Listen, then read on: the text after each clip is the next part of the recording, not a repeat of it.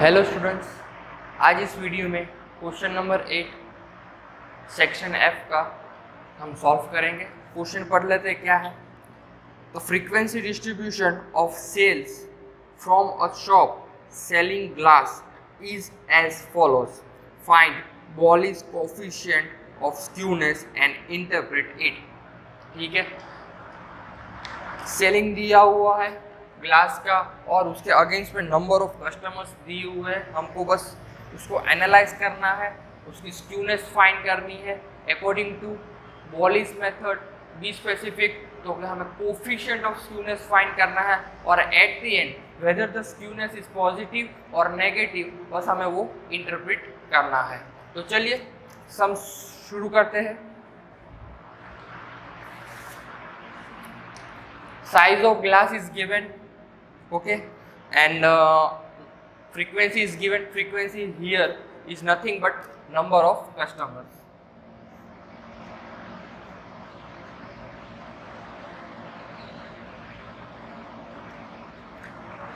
Okay, तो सबसे पहले यहाँ पे लिख लेते हैं कि फ्रीक्वेंसी का मीनिंग क्या है।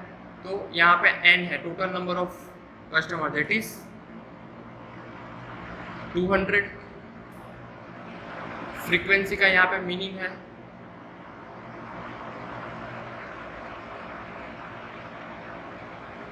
Number of customers, okay. और CF का मीनिंग होता है क्यूमुलेटिव फ्रीक्वेंसी, वो भी लिख लेते चलो।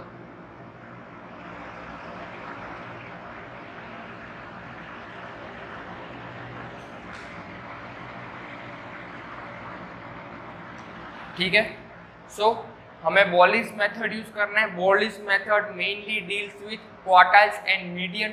तो हमें क्वार्टाइल और मीडियन फाइंड करने के लिए क्या चाहिए, क्यूमुलेटिव फ्रीक्वेंसी चाहिए। तो सबसे पहले हम वो फाइंड कर लेते हैं।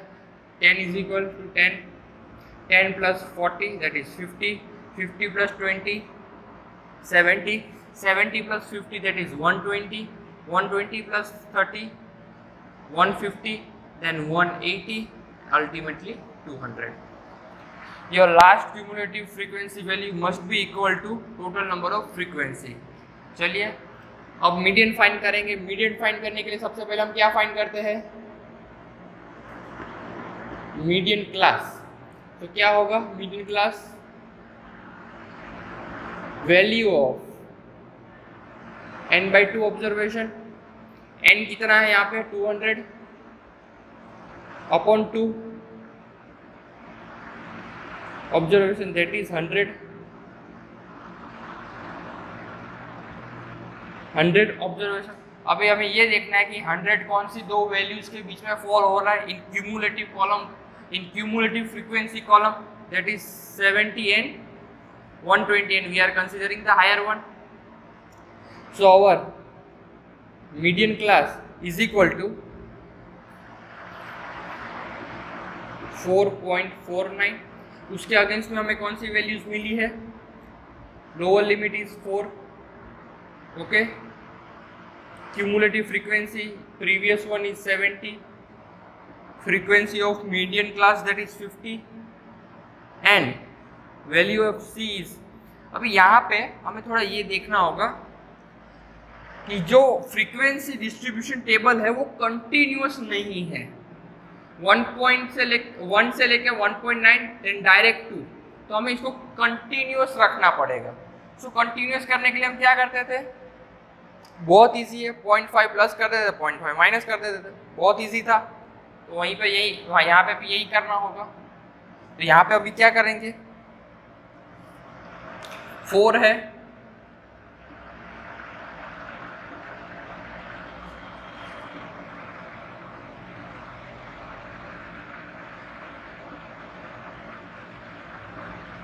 यहाँ पे हम 0.05 को कंसीडर कर रहे हैं। क्यों? क्योंकि यहाँ पे कुछ वैल्यूज जो दी हुई है वो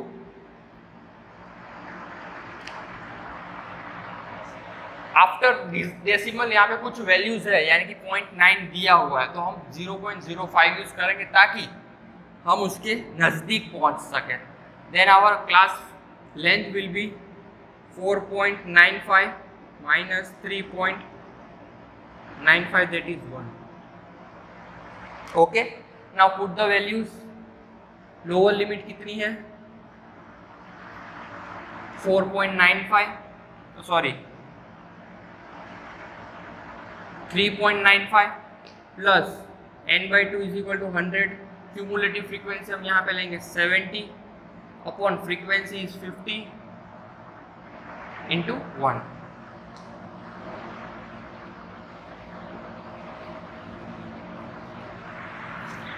हंड्रेड माइनस 70 that is 30।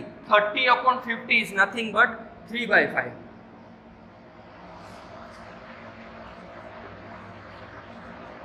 जिसकी वैल्यू है 0.6। So our ultimate answer will be 4.55। Now find the quartile। Q1 class is equal to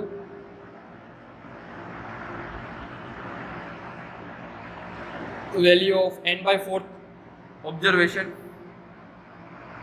क्या होगा n/, यहाँ पे 200 है, उसको 4 से डिवाइड करेंगे,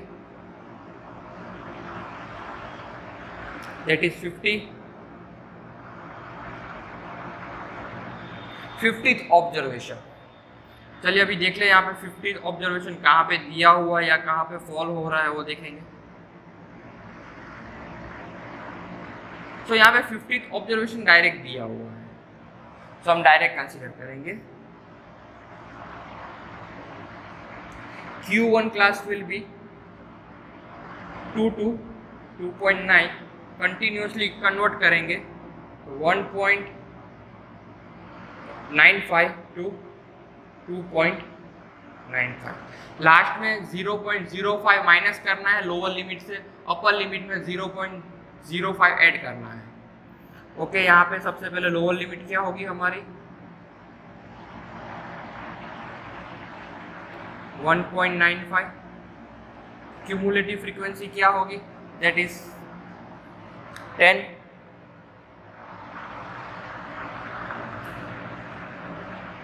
फ्रीक्वेंसी क्या होगी 40। Class length will B 1। Put the values।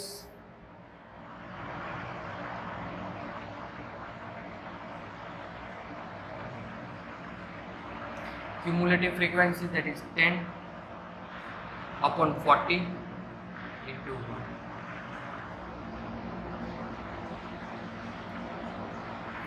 $50 minus 10 that is 40।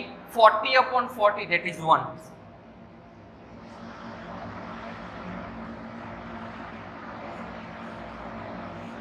So here we have find the quartile 1, like the quartile 3।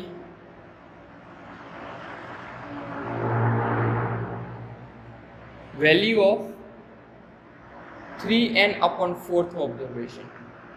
We know the value of n/4 that is 50।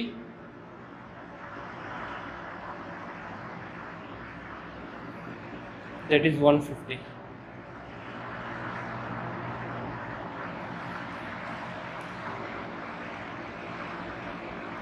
Okay, directly 150 is given, so 5 to 5.9।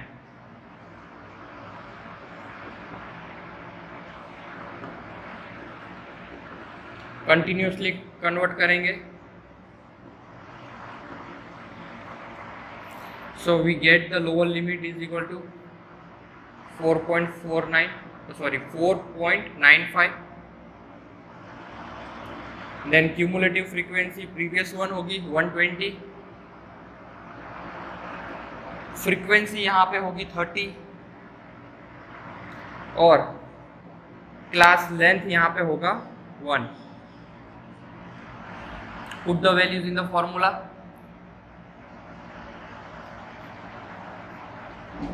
(4.95) plus we know that 150 minus 120 upon 30 into 1। 150 minus 120 that is 30। 30 upon 30 is 1। So ultimate answer is 5.95। We have find the value of median, quartile 1,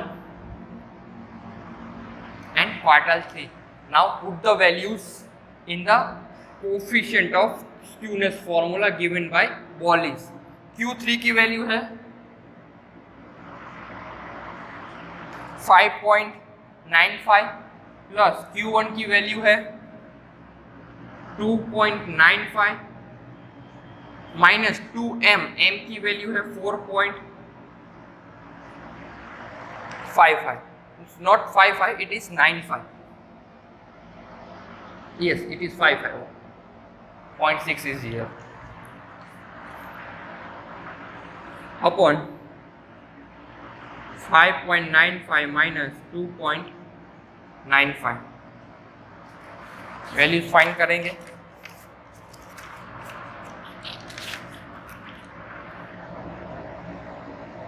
(8.90) minus 9.10 upon 3 minus 0.020 upon 3, and ultimate answer will be minus 0.067.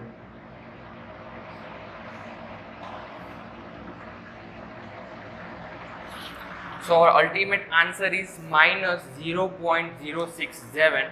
So we can conclude that it is an